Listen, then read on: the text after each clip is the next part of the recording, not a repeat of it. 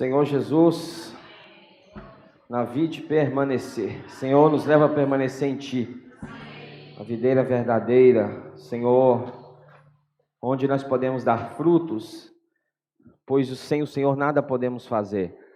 Senhor, continua ainda, Senhor, dispensando a nós o Teu falar nessa manhã. Somos carentes de Ti, Senhor, da Tua palavra, da Tua graça, da Tua misericórdia. Senhor, sem o Senhor nada podemos, sem o Senhor nada fazemos. O Senhor é o nosso cabeça, o Senhor é o nosso Senhor, o Senhor é o nosso Rei. Senhor Jesus, nessa manhã nos conduza, Senhor, em desfrute. Senhor, que o Senhor possa, Senhor, falar ao coração de cada um de nós, falar, Senhor, no nosso íntimo. Senhor, falar, Senhor, a Tua necessidade, falar, Senhor, a Tua vontade. Ó, Senhor, estamos, Senhor Jesus, já recebendo esse grande convite, esse convite às bodas, Senhor. Então, Senhor, o que cabe a nós é nos alegrar. Senhor, que nada venha, Senhor, tirar a nossa alegria, que nada venha tirar, Senhor, o sorriso do nosso rosto, que nada venha, Senhor, nos abalar, que as coisas seculares, que as dificuldades desta vida, Senhor, possam ser subjugadas pela alegria, Senhor, de podermos participar desse convite, de podermos participar, Senhor, desse momento glorioso, Senhor Jesus, essa união entre o Senhor e a Tua igreja, onde nós, como igreja edificada, poderemos participar. Senhor, todos nós, Senhor, temos esta oportunidade, a chance para cada um de nós.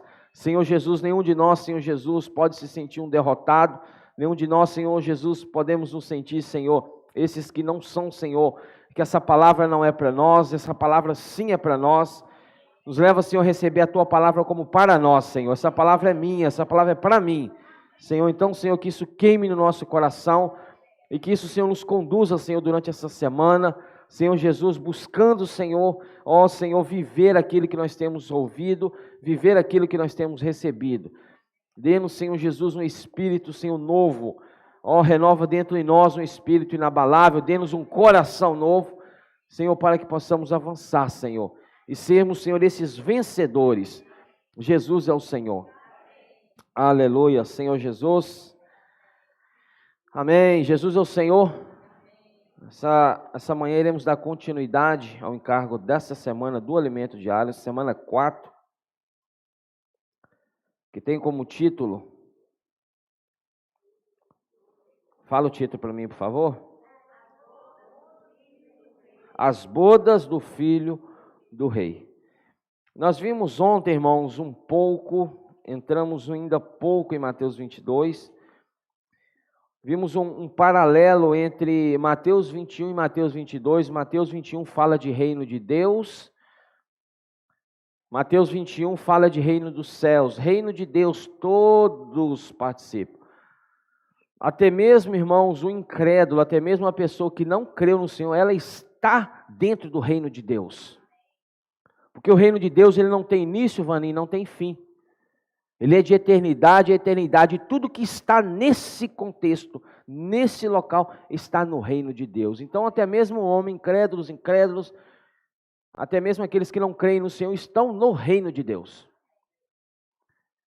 Mas o reino dos céus é diferente. O reino dos céus é para aqueles que foram chamados.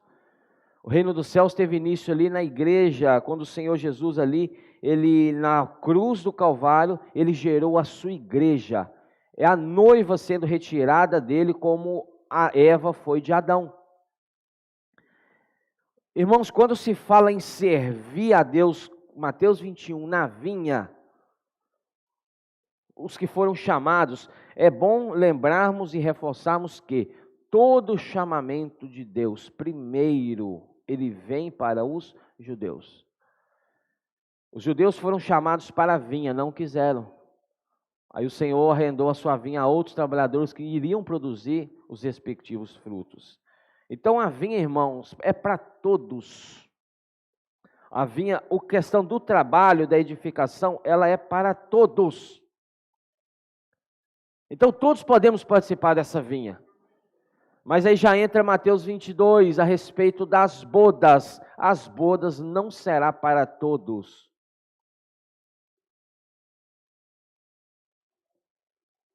As bodas será para aqueles que se posicionaram, tomaram uma decisão, escolheram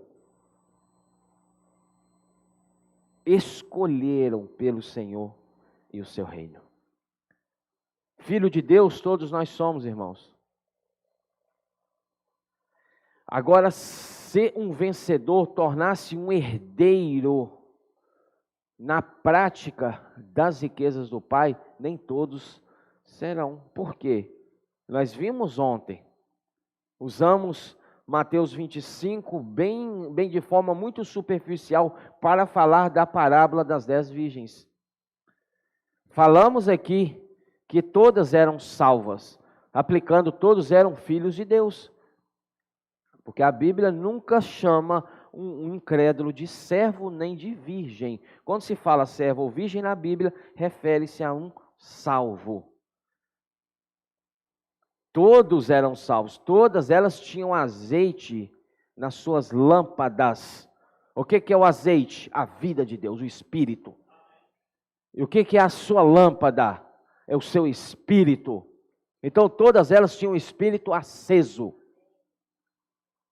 Mas algumas, a metade, e o Senhor foi bastante generoso, a metade não somente se preocuparam com o Espírito, mas essas também se preocuparam com a sua alma. A maioria da cristandade hoje se preocupa com o quê? Em ser salvo, já é o suficiente para mim. Eu já tenho azeite na minha lâmpada. Então, para que eu vou agora ficar nessa labuta de vida de crente? Para que eu vou ficar nessa labuta agora de reunião, dia de domingo?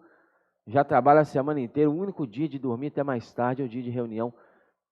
E como eu estava alegre quando as reuniões em Carlos Chagas eram no domingo à noite. Porque no domingo pela manhã eu poderia dormir, eu podia descansar. Mas aí os irmãos inventaram passar a reunião para amanhã, me matou. Acabou comigo. Talvez alguns não falam, mas foi assim que surgiu, que apareceu no seu coração. Acabou comigo, passou para de manhã. Quando deu essa notícia, filho, deu vontade de parar de reunir. Então, irmãos, é preocupado somente com a minha lâmpada, Vaninha. Está acesa a sua lâmpada? Tá, você tem o Espírito de Deus no seu espírito. Isso acendeu o seu espírito. Por que acendeu? Porque na queda, quando o homem cai, quando o homem peca, o espírito foi amortecido. É como se aquela chama que ardia em Adão, acesa, fosse apagada, fosse abafada pelo pecado. O espírito ficou amortecido. Então, quando o homem crê no Senhor, recebe o Senhor, é remido e lavado, invoca o nome do Senhor, é batizado, o Espírito, como uma luz, como uma chama, vem, entra em contato com o nosso espírito e acende nosso espírito. Aí você se torna um filho de Deus. Mas somente isso aí já é o suficiente? Não. As 5 virgens nécias só se contentaram com isso. Eu já estou salvo?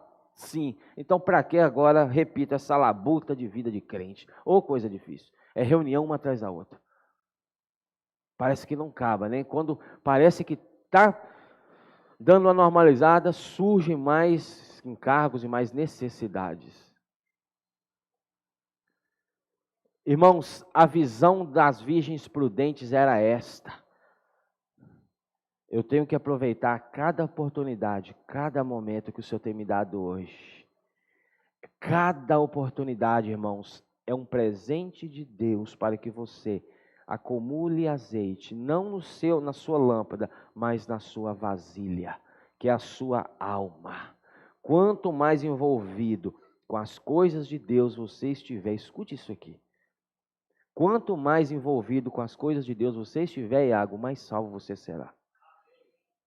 Mais salvo nós seremos. Mais alegres seremos, mais vigor teremos. Senhor Jesus, isso é maravilhoso. Então aquelas 5 virgens prudentes, todas adormeceram, todas dormiram no Senhor, todas descansaram da esfera desta terra, mas eis um dia que o noivo grita, eis o noivo. As 10 despertam. Para quê? Para as bodas.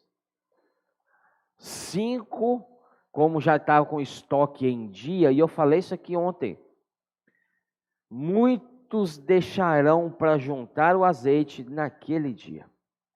Vai haver oportunidade de comprar azeite? Vai. Vai haver duas grandes oliveiras que irão verter esse azeite para os que estiverem aqui. Tudo indica ser Moisés e Elias. Mas quando as nécias espertinhas, filha, espertinhas, por que não pediu em vida? Por que não pediu ajuda aos prudentes quando estava em vida? Dá-nos um pouco do teu azeite. As prudentes falam, olha, não. Nós não podemos fazer isso para que não falte a nós, nem a vocês. O azeite, Aline, é individual. O crescimento de vida, irmãos, é individual.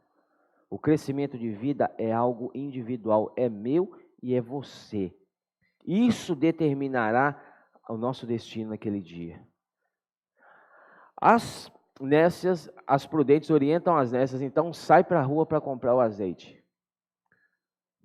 Ainda tem oportunidade? Tem, ainda tem oportunidade, então vamos comprar o azeite. Ou seja, vamos fazer tudo na última hora. Saíram, quando elas saem, o noivo entra. E o noivo entra, ele fecha a porta. Falamos ontem, Vaninha. Em Apocalipse, na igreja em Laodiceia, o Senhor é aquele que está à porta do lado de fora e nós do lado de dentro. Ele bate, se alguém ouve e abre, ele entra. Mas na sua segunda vinda, na sua volta, para arrebatar os vencedores para a grande ceia, o grande casamento, o Senhor é o que estará dentro. E muitos estarão fora, batendo e não serão atendidos. O Senhor abre a porta, se eu tenho azeite. É interessante. Elas foram e compraram azeite. Elas foram e pegaram azeite e colocaram e acumularam azeite nas suas vasilhas. Mas o que aconteceu? Já não servia mais. Irmãos, de nada vai servir você crescer em vida depois daqui.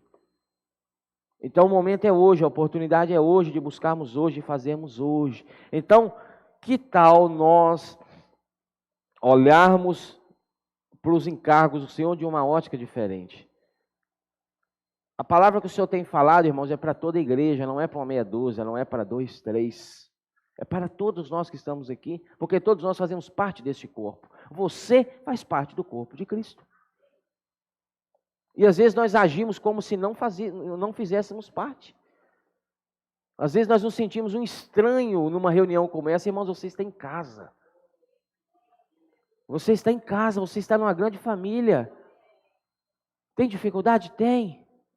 Mas para Deus, nós vimos aqui ontem também, para Deus, Deus não olha para a sua igreja como essa cheia de dificuldade, não. Para Deus, a sua igreja é santa, sem ruga, sem mácula, perfeita, Vani. E por que nós botamos defeito na igreja, Vani? Por que nós botamos defeito nas reuniões? Ah, mas a reunião não tá bem. A reunião não tá legal. Já parou para pensar, Tetê? Deus, quando olha para a igreja, Efésios 5, 26, a igreja, ela é... Eu vou ler lá de novo. Senhor Jesus, o tempo já correu. Efésios 5, rapidinho. Efésios 5.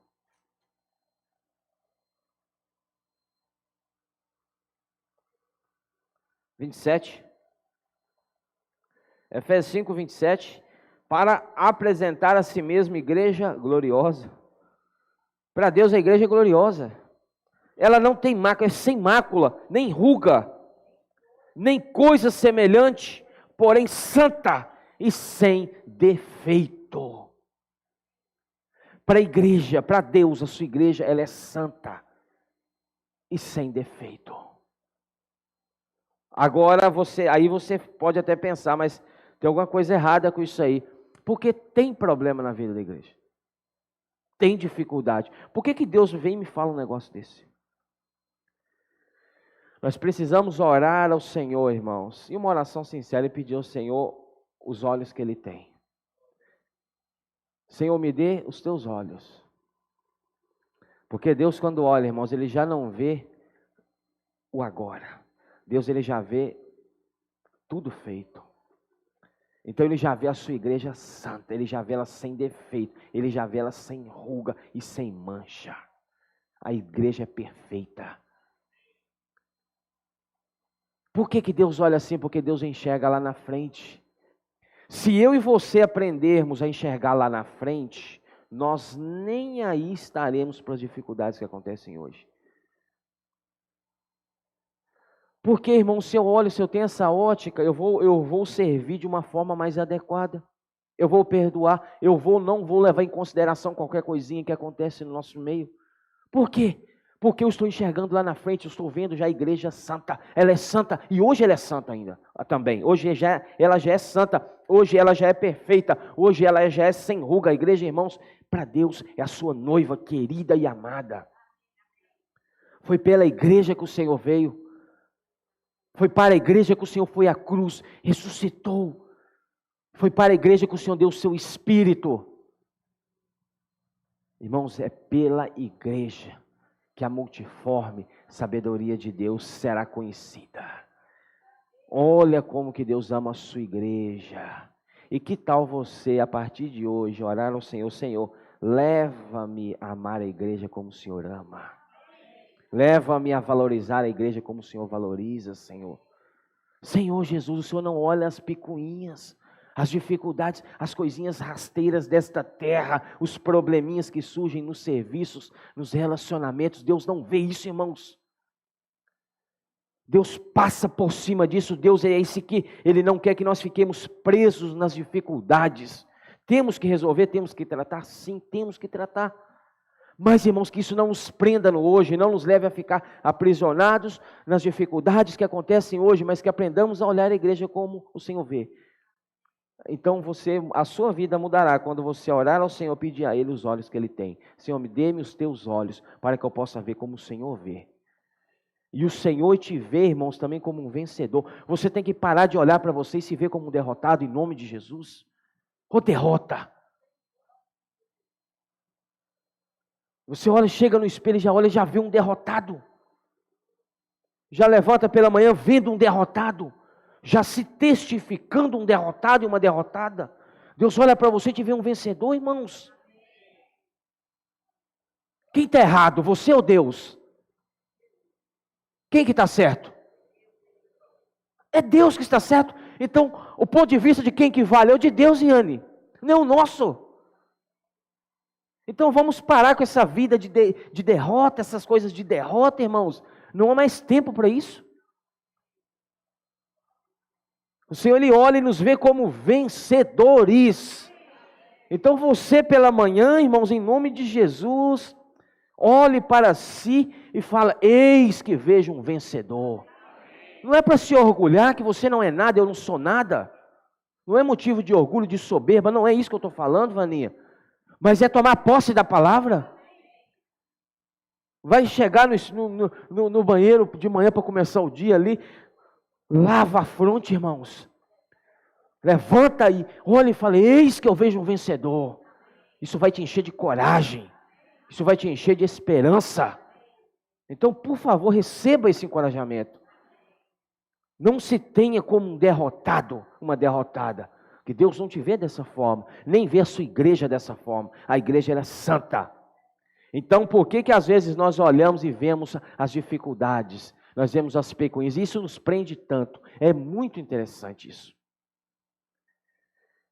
É interessante você ver, irmãos, que para olhar o lado negativo, a nossa visão ela olha muito rápido, um aspecto negativo que acontece. Você já foca aquilo, já se torna para você um slogan, um outdoor, né? Aquilo já destaca. Mas os pontos negativos nós não vemos, os pontos positivos nós não vemos.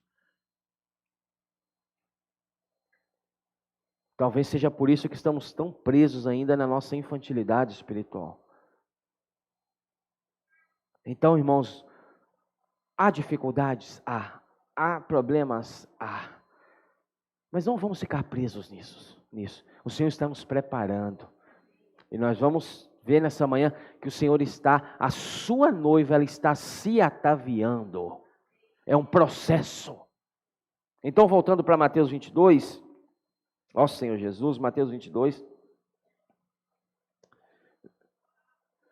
Mateus 22, versículo 1, versículo 2, eu vou ler, vocês acompanham, por favor. De novo entrou Jesus a falar por parábolas, dizendo-lhes, o reino dos céus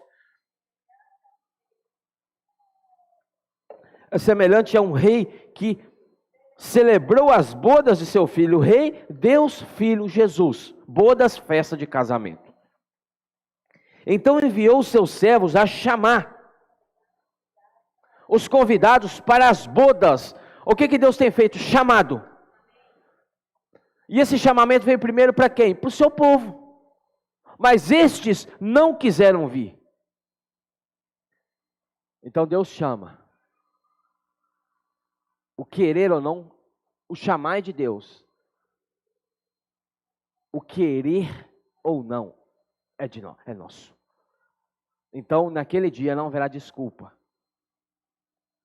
para você falar com Deus: Deus, você não me chamou. Deus, você não me convidou. O Senhor vai falar: não, eu te chamei, você que não quis ir. Eu te convidei, você que não quis ir. A escolha foi sua. E nós somos responsáveis pelas nossas escolhas. Nós somos responsáveis pelas consequências das nossas escolhas. Então enviou os seus céus a chamar os convidados para as bodas, mas esses não quiseram vir. Enviou ainda outros servos, vocês aqui sabemos muito bem, são os profetas da antiguidade, no Antigo Testamento, foram chamando, foram enviados. Enviou ainda outros servos com esta ordem, dizer aos convidados: eis que já preparei, olha, eis que já preparei o meu banquete. Irmãos, quando você chegou aqui nessa manhã, o que já estava preparado para você, o banquete? Não foi você que preparou nada, é o Senhor que preparou para você. Eis que já preparei o meu banquete, os meus bois e cevados já foram abatidos, e tudo está pronto. Vinde para as bodas. Já está abatido ali os bois e cevados. Isso refere-se a um sacrifício. Isso remete a que sacrifício, Vaninha? A morte do cordeiro. Ou seja, o cordeiro já foi imolado.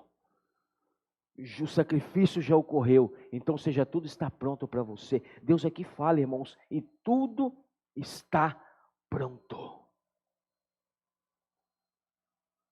Olha a visão de Deus para uma reunião como essa. E tudo está pronto. E por que, Marilene, às vezes nós achamos que faltamos ainda, falta alguma coisa? Nós somos assim ou não somos assim, filha? Está faltando alguma coisa nessa reunião. Irmãos, Cristo é tudo em todos. O Senhor, Ele é o suficiente para todos nós. Se eu acho que está faltando alguma coisa, eu estou diretamente falando, está faltando Cristo aqui. E Apocalipse nos fala que Ele é aquele que anda no meio dos 7 candeeiros. Ele é fiel. E toda comunhão como essa, Ele está caminhando no nosso meio. Ele não falta.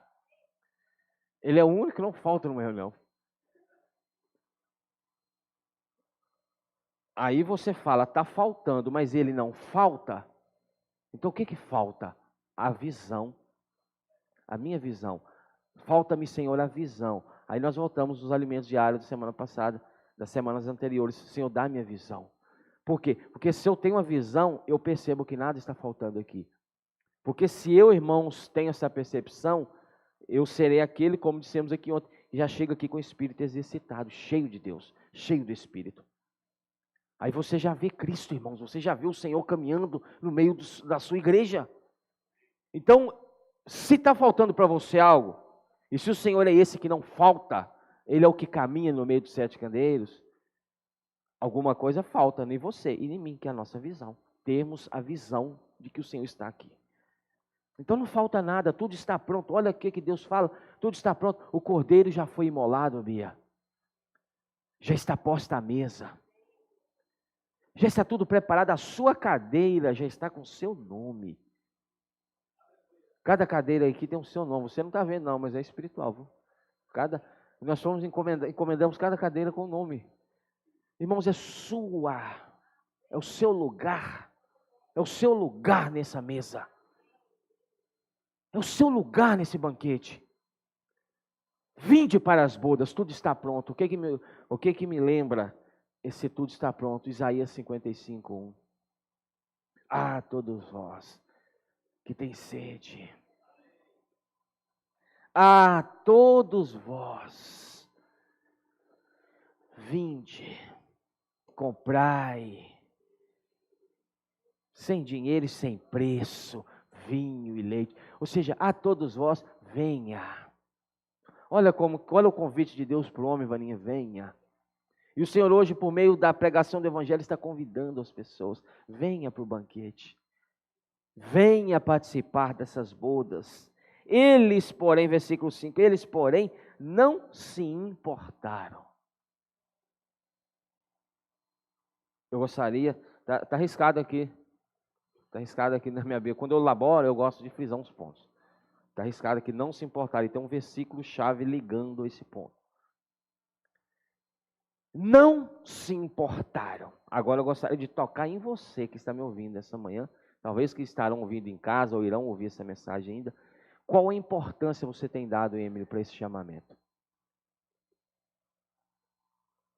Qual a importância que Deus, as coisas de Deus, o chamamento de Deus tem ocupado na minha vida?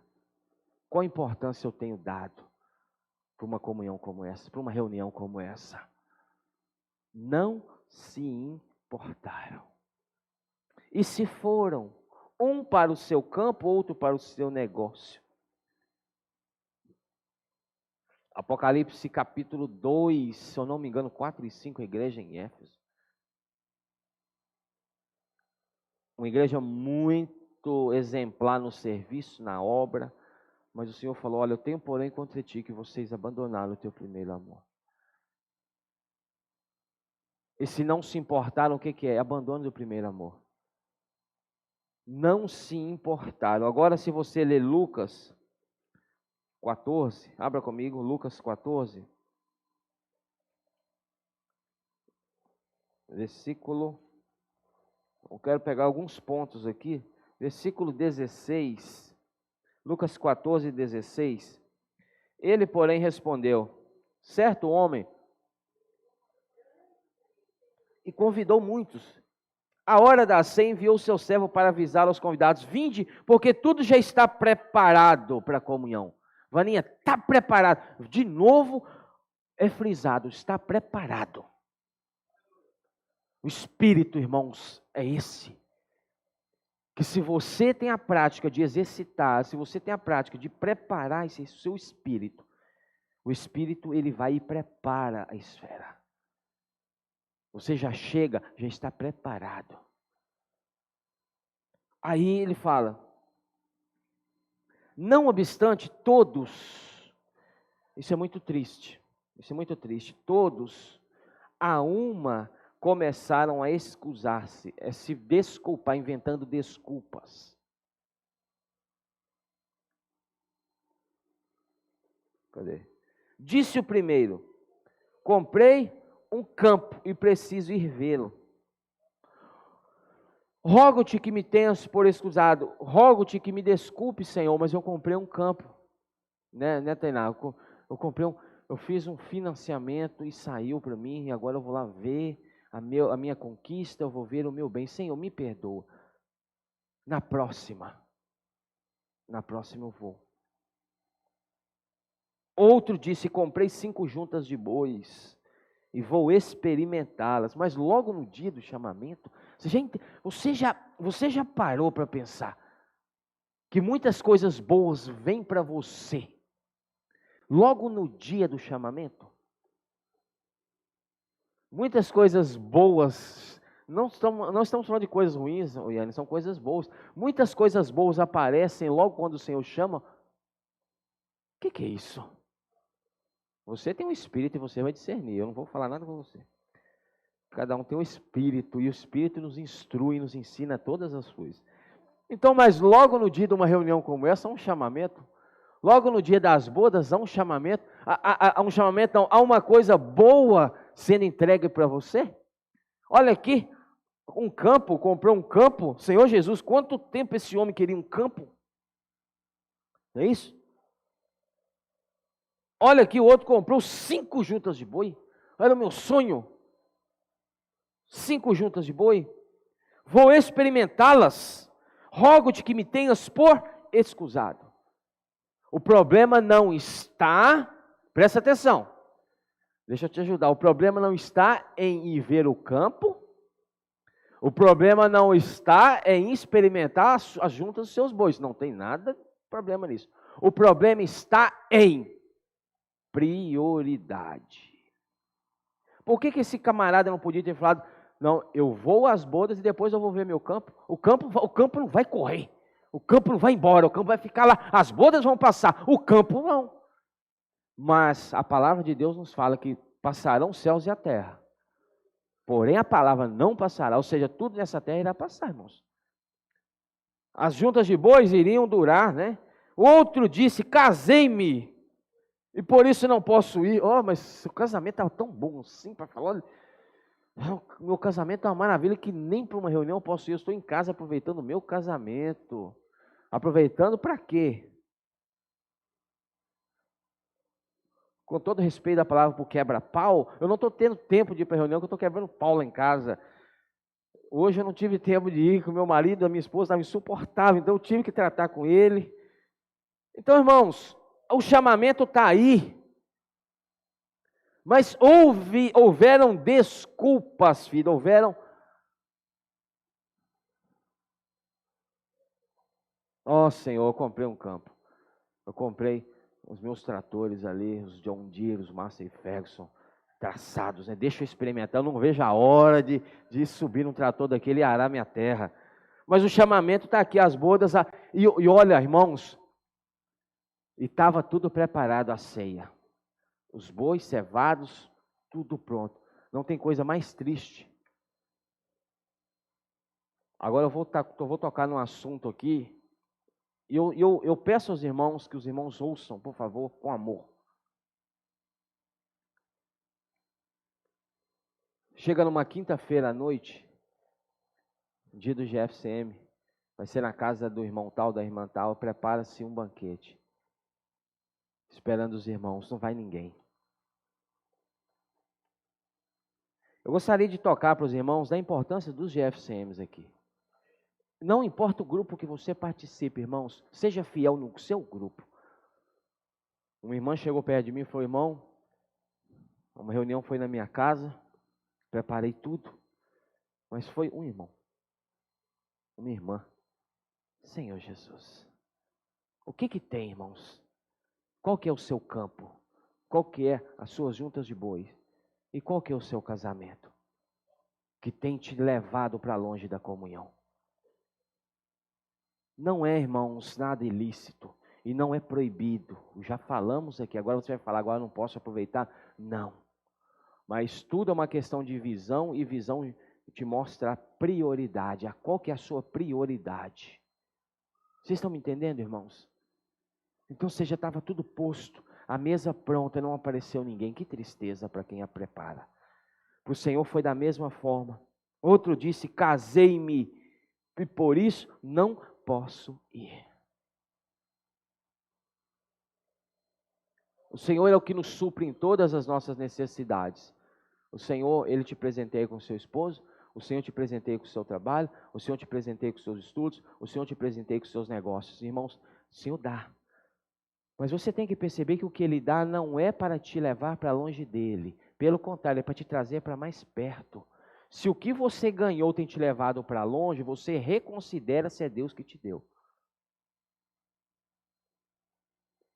Porque Deus não vai, irmãos, querer te dar nada para te levar para longe dele. Vai, Anne? Não vai. O que ele te dá é para te trazer para mais perto. Nós temos sim que aproveitar, que ter o nosso momento. Nós temos sim, irmãos, mas eu estou falando de uma questão de prioridade. Qual é a sua prioridade? Nessa manhã eu vou deixar essa pergunta martelando aí no seu coração. Qual tem sido, Senhor, a minha prioridade? Podemos sim, irmãos, ter dias em que não tem jeito, sim. Isso acontece com todos. Mas agora, um viver periódico, viver ali aquela rotina de não ter tempo para as coisas do Senhor, porque as outras coisas estão tomando meu tempo, isso aí, irmãos, está indo para um caminho diferente. Cuidado, irmãos. Cuidado. Então, voltando para Mateus 22, né? Senhor Jesus. Mateus 22. Aí, versículo 7 fala: o rei ficou irado. Enviando as suas tropas, exterminou aqueles assassinos e lhes incendiou a cidade. O Senhor chamou o seu povo, o povo de Israel não quer ir. Vai vir tropas que vão incendiar e vão botar tudo abaixo. Veja a destruição de Jerusalém no ano 70 por Tito, comandado por Tito. Destruiu, botou tudo abaixo, irmãos, queimou tudo. Então disse aos seus servos: está pronta a festa. De novo, o Senhor toca nesse assunto. O Senhor, quando fala mais de uma vez um item, numa palavra, irmãos, considera mais ainda. Está pronta. Está pronta a festa, mas os convidados não eram dignos. E depois para as encruzilhadas dos caminhos e convida para as bodas a quantos encontrardes. E Lucas fala os cegos, os coxos, vá para os becos e convida, porque a minha mesa precisa ser ocupada. E eu vou te falar baseado nesta palavra. Se você não quiser ocupar o seu lugar nas bodas, vai alguém ocupar o seu lugar. Porque a mesa não pode ficar vazia. E o Senhor enviou, o povo dele não quis.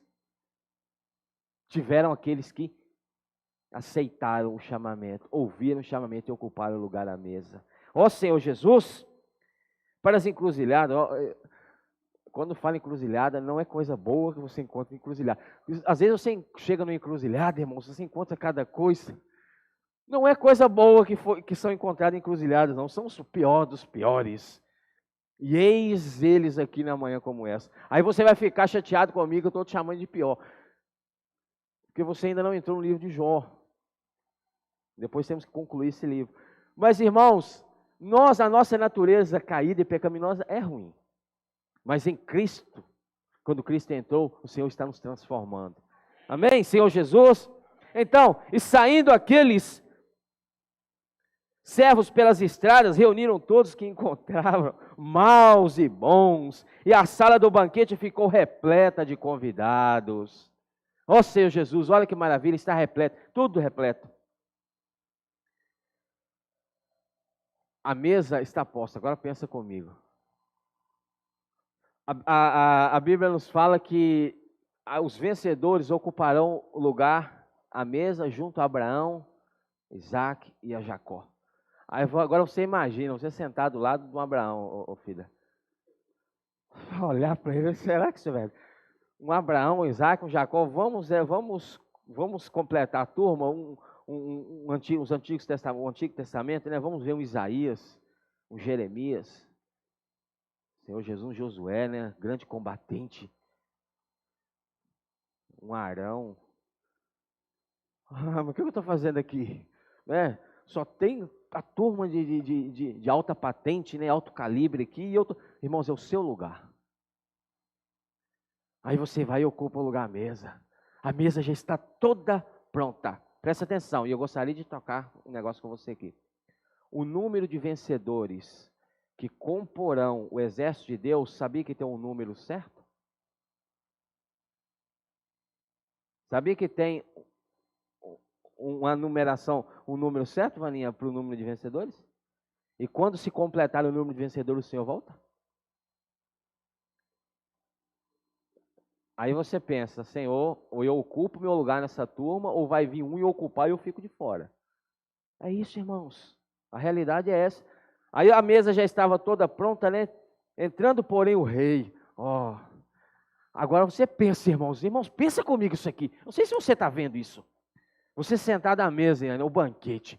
E a turma do Antigo Testamento, do Novo Testamento. Você olha, você vê João. Você olha, você vê Paulo. Você olha, você vê aí, Estevão, cheio do Espírito.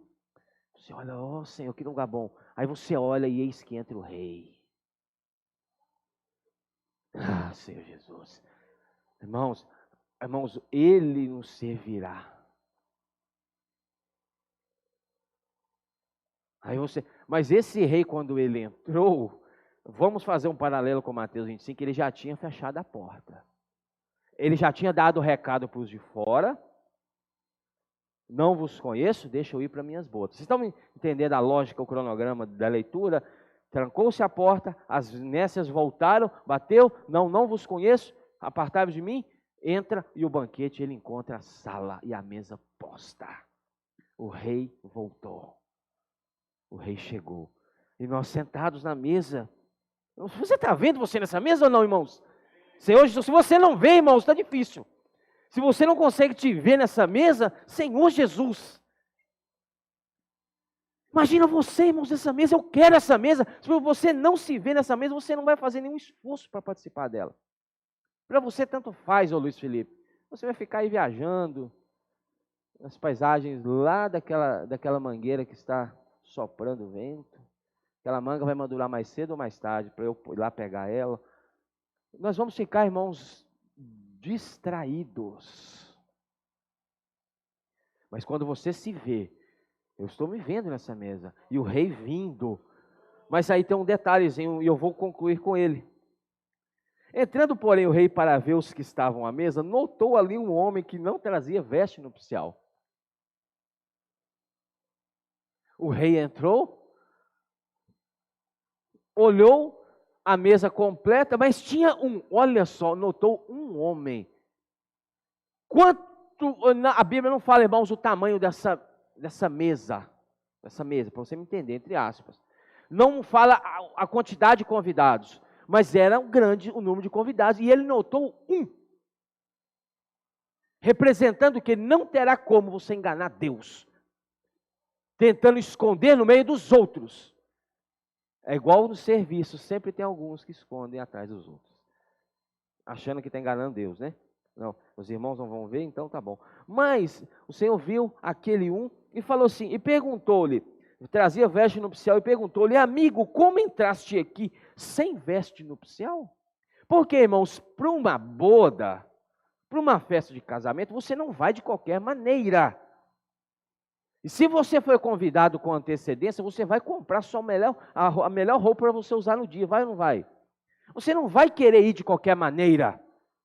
Assim será as bodas do Senhor. Ninguém vai de qualquer maneira. Mas esse homem, eu não sei de que maneira que esse camarada apareceu aqui. Não me pergunta, que eu não sei. Irmão, como que não sei. Mas esse camarada estava aqui sem as vestes nupcial. Mas não passou despercebido pelo olhar do Senhor. Ele olhou, amigo, ele chamou amigo. Olha. Como que o Senhor chamou Judas? Amigo. Então não considere essa palavra amigo como uma palavra carinhosa, né? Assim, é meu amigo, agora ele vai refrescar para mim, ele vai dar um jeitinho para eu ficar. Não. O Senhor chamou Judas de amigo. Amigo, como entraste aqui sem veste nupcial? Ele emudeceu. Vai falar o quê? Irmãos, não vai haver desculpas. Eu quero que você perceba o seguinte, ou nós fazemos hoje, ou não fazemos, porque naquele dia não vai ter desculpas. Eu não fiz por isso, eu não fiz por aquilo, eu deixei por isso, eu deixei por aquilo, não tem desculpa. Nós vamos emudecer diante do Rei da Glória. Então ordenou o rei aos seus serventes, amarrai-o de pés e mãos e lançai-o para fora. Aí imagina a vergonha.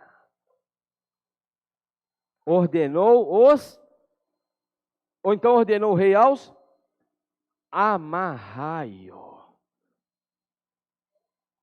Que constrangimento. Está sentado à mesa. E o Senhor vem falar, não, você não está pronto para estar aqui. As suas vestes não estão prontas, então seja amarra e lança para fora. Será o momento em que a porta será aberta única vez. Essa porta será aberta quando este for ser lançado para fora. Lançai-o, então ordenou o rei aos serventes, amarrai-o de pés e mãos e lançai-o para fora nas trevas. Ali haverá choro e ranger de dentes. Porque as 5 nessas já estarão rangendo os dentes lá, Bia. Ali já estará chorando. Trevas aqui, irmãos, não é inferno, não é lago de fogo, tá? Aqui é a disciplina da grande tribulação. Ah, Senhor, eu estou chorando hoje, por que eu não fiz daquele dia? Ah, Senhor, por que eu não? Por que eu não fiz assim? Por que eu não me posicionei? Por isso que haverá choro. Choro de arrependimento. Naquele dia, o fruto do arrependimento não valerá de nada, Bia. O fruto do arrependimento é hoje. Então, seja naquele dia, haverá choro e ranger de dente. E a porta vai ser aberta única e exclusivamente para que este seja lançado fora. Porque muitos são chamados. Quantos foram chamados para as bodas? Muitos. Encruzilhadas, becos, vielas e ruas. Muitos são chamados, mas poucos escolhidos. Esses escolhidos se referem-se a estarem prontos, as vestes prontas. E eu termino falando rapidinho sobre isso. As vestes. Vestes. O que são as vestes? É o preparativo da noiva para o casamento. Para as bodas. Então, existem 2 tipos de vestes. Primeiro, a veste objetiva. Qual que é a veste objetiva? É a veste que não depende do homem. Rapidinho comigo, rapidinho. Gênesis capítulo 3. Gênesis capítulo 3. Versículo 21. Gênesis 3, 21 fala, fez o Senhor Deus. Quem fez? Deus. Vestimentas de peles para Adão e sua mulher e essas são as vestes, a veste objetiva. O que é a veste objetiva? A veste da justificação. Quem nos justificou? Deus em Cristo. O homem cozeu para si vestes de figueira. O que acontece? Murchou, secou. Porque as nossas vestes, as nossas justiças humanas, elas são trapos de imundícia. Então, ou seja, Deus te justificou, filha. E hoje, quando Deus olha para você, nós somos pecadores, nós erramos? Erramos. Falhamos? Muito. Não tem ninguém perfeito aqui, irmãos. Eu costumo falar que é um piorzinho do que o outro. Mas todos estamos no mesmo barco. Mas quando você falha, quando você peca, e você se arrepende, quando você se justifica, Senhor, eu errei por isso. Você está se justificando, você está cozendo para si folhas de figueira, mais cedo ou mais tarde elas secam. Mas quando você se arrepende e usa o sangue, o que Deus faz? Te justifica. Aí quando você chega diante de Deus, Deus já não vê você, Bia, Deus vê Cristo. Porque Cristo é a sua justificação. Porque Cristo te justificou. Hoje quando Deus olhar para nós, Ele quer ver Cristo. Essa é a veste objetiva. É a veste que Deus fez, que não dependeu em nada de nós. Agora, vá lá para Apocalipse 19. Para eu concluir aqui, Apocalipse 19. É o que Fida pediu para que lêssemos.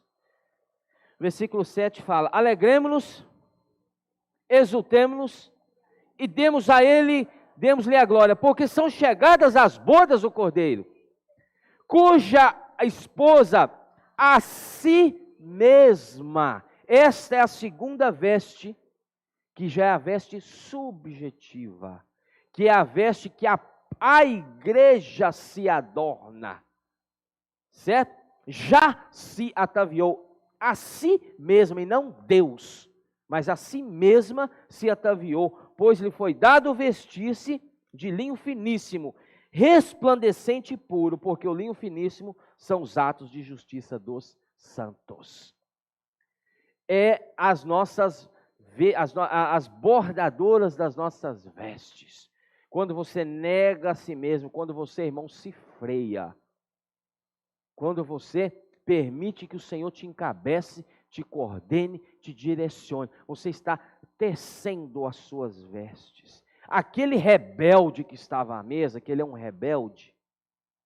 Por que eu falo que ele é um rebelde, Vaninha? Porque o rebelde, ele não aceita que os outros orientem em nada, direcionem em nada e façam nada para ele. Ele se acha o bom. Ele se acha o capaz. Eu sou bom, eu faço desse jeito e nada muda o meu jeito. É um rebelde. E esse rebelde não tinha ataviado as suas vestes. Ele não estava com as vestes prontas. Justificado, ele estava. As primeiras vestes. Mas a veste subjetiva, que é a veste para as bodas, porque eu quero que você entenda o seguinte: a sua salvação da sua alma, do seu espírito, não vai servir para as bodas, que é a primeira veste. A segunda veste, que é a veste subjetiva, esta sim vai servir para as bodas, que é a salvação da sua alma. Pedro fala, obtendo o fim da vossa fé, a salvação da vossa alma. Paulo fala em Filipenses, Paulo fala aos Filipenses que nós precisamos desenvolver a nossa salvação com temor e tremor. Desenvolver é bordar. Então, ou seja, quando você tem a sua alma, azeite na sua vasilha, você está tecendo a sua veste. Você está negando a si mesmo, invocando o nome do Senhor, servindo junto com os irmãos, é difícil, é difícil. Vai tomar às vezes algumas pauladas, né? Vai. Mas é para a nossa salvação. Tudo que Deus deu à igreja é para a salvação. Todas as ferramentas que o Senhor tem dado é para a salvação. Então eu já adianto aqui para os que estão me ouvindo. Semana que vem, sábado, pregação do Evangelho. Posso orar por você? E nós pretendemos, em comunhão, depois nós vamos apresentar detalhes, expandir a pregação do Evangelho. Mas nós precisamos do posicionamento da igreja, dos irmãos. Porque um só, dois, não vai trazer o Senhor de volta. O irmão Pedro tem falado nisso aí, 1, 2 não vai trazer o Senhor de volta. Mas quando a igreja se posiciona em obediência, irmãos, toda vez que você pratica a palavra, você está bordando as suas vestes. Jesus é o Senhor. Amém? Vamos compartilhar aqui. Podemos compartilhar direto, né? Para fomentar esse encargo aí.